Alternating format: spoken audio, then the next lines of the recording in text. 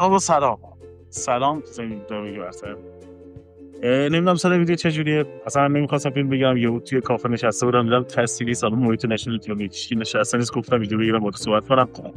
6 ماه 5 ماه گذشت از اینکه ویدیو بذارم، تازه چند روز پیش تولد 30 ساله بود، تبریک گریک به پروفایل کامل.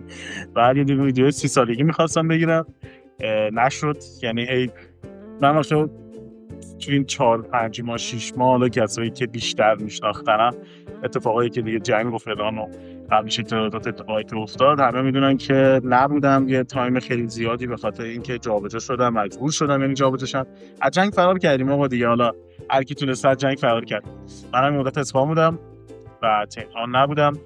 خیلی دوست داشتم هی ویدیو بگیرم راجبش صحبت کنیم. نمیدونم حالا شاید کیفیت صدام خوب نشه اصلا آپلودش نکنم، ولی که اینجوری شد که دیگه به خاطر همین یکم فاصله افتاد بین استریم، بین مثلا ویدیو یوتیوب، یه سری پلنای دیگه کردم. واقعیتش رو بگم یعنی اینجوری شدم که بعد از این قطعیه چند ماه بود، 4 ماه فکر کنم اینترنت قطع بود، یه جوری تصمیم گرفتم که چه اشکال داره اصلا یه کار دیگه خارج از یوتیوب انجام بدم. و بذار قلب خواهر برایش بگم. الان اینجا کافه نشستم، نگاه کن خودم و هیچ کس. البته خب دلیلش هم به خاطر اینکه گرمه وحشتناک. فقط اینجا یه دونه کولر آبی بر من روشنه. آره داشتم میگفتم یه کاری خارج از یوتیوب انجام بدم که اونقدرم درگیری نباشم که اگر یوتیوب یه اتفاقی واسش افتاد که خیلی عادیه در ایران که اینترنت قطع بشه یا هر چیزی، اون کارا رو داشته باشم، بالاخره کارا رو انجام بدم و داشته باشم. شغلای مختلف امتحان کردم که مدت فکر کنم هممون همینجوری بودیم، مخصوصا بچه‌های یوتیوب. چیزایی که من میدونستم همه کار کردیم خارج از یوتیوب که بالاخره درآمدی در بیاد و بتونیم زندگی کنیم. من خیلی بیشتر چیز شدم، چون من اگه اطلاع داشته باشید فکر کنم بهتون گفتم من تنها زندگی کردم، خانواده‌ام اصفهان بودم و خب هزینه و شرایط زندگی خیلی بدتر بود و به واسطه همین توی بازه جنگی هم که اونجا نبودم، خلاصه هرچی پول و پس انداز و فلان داریم، هزینه‌ای مثلا اون چند ماهی که نبودم شد و خلاصه خیلی ترسیدم. فکر کنم بقیه همینجوری بودن که آقا اصلا میشود دوباره در یوتیوب کار کرد، میشود. من به خدا اصلا اینجوری داشتم فکر می‌کردم که شاید دیگه کلا اینترنت رو بس نکنن، مثلا اینترنت قرار باشه ملی بمونه.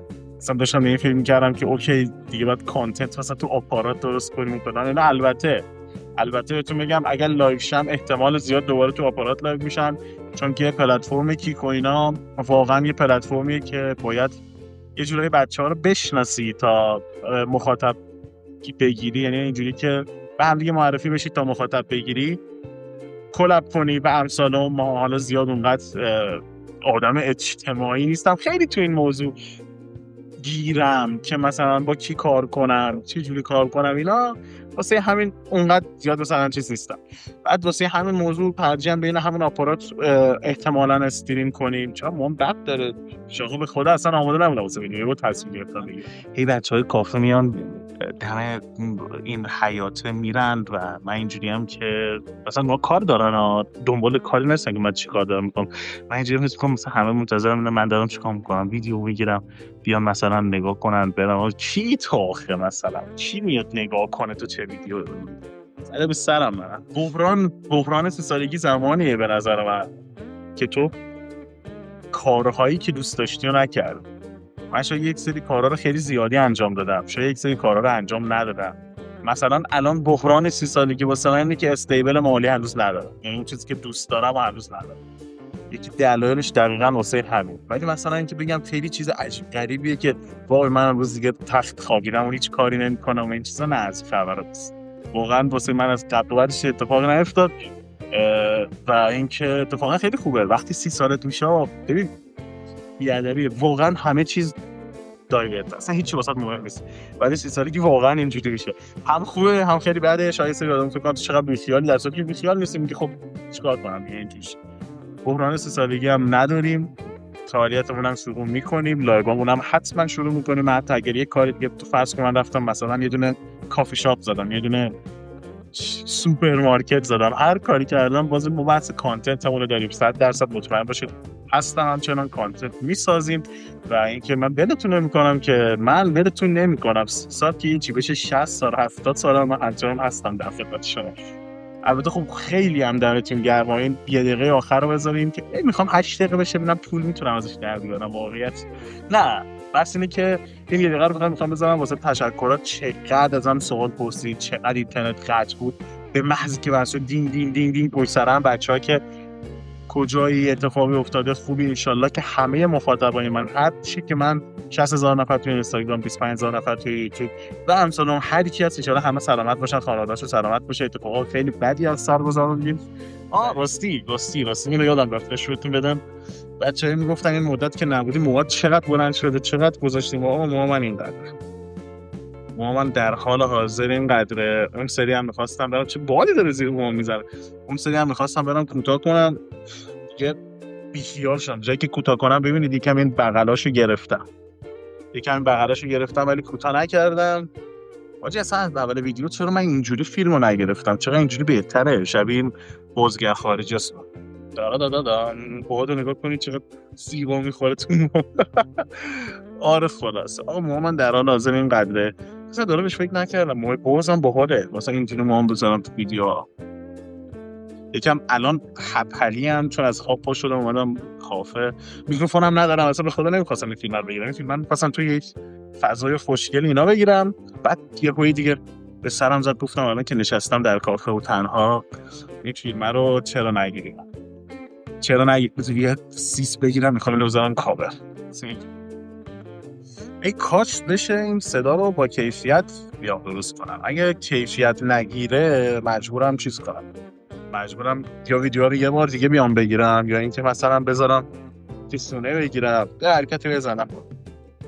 در طوری که آقا فعلا بدارید ما رو تا من اون مشکل شخصی خودم که خیلی دیر برمیگردم به تنظیمات کارخونه. آقا واسه بعد تنظیمات کارخونه است، شاید مثلا یه اتفاقی که مثلا توی دیما افتاده واسه همه 2-3 ماه زمان ببره تا بتونن باهاش کنار بیان و زندگی کنن، واسه من شاید 2-3 قرن زمان بره، نه مثلا واقعا شاید 5-6 ماه همچنان ذهنم درگیر باشه. بعد واسه همین فکر کنم اولا مثلا به خاطر اینه که خیلی مثلا فکر میکنم، اوورثینک میکنم، بعد صحبت کردم که نه خب یه سری آدما اینجوریه، یه سری آدما از روتینشون که فاصله بگیرن خیلی طول میکشه تا برگردن. خلاصه منم اینجوری هم دیگه، بالاخره هر کدوممون یه سری چیزای خوب داریم، یه سری چیزای بد داریم. و اینکه راجع به اتفاقات حواشی یوتیوب یکی بچه‌ها گفته بود که اصلا آقا بیا بشین حواشی یوتیوب رو کاور کن. چون من واقعا آدم در حاشیه‌ای نیستم. یعنی مثلا دیدی مثلا مثال میزنم، مثلا امیر ایزد مثلا به محض یک گرامایی در هر بحث کامیونیتی اتفاق میفته میاد راجبش صحبت میکنه، کاورش میکنه. خب اون کانتنتش کلا همینه. یا مثلا ناراتو، مثلا همین اتفاق حواشی ناراتو و امیر ایزد، من که طرفدار کیم اصلا مهم نیست، ولی بحث اینه که کارشون اینه دیگه. اما کانتنت این آدم اینه، دوست داره و خیلی خوب میتونه اینو انجام بده. یعنی الکی نیست که کانتنت این مدلی درست کردن اصلا آدمش نیستم. من احتمالاً برگردم به کار خودم بود و یعنی این کانتنت ها میدونم بیرون فوره. شما نمیتون گرمی که باید پیشنهاد بدید. خلاصه که الانم دارم اتفاقا یه سری سناریو می نویسم دیگه، از روی اینکه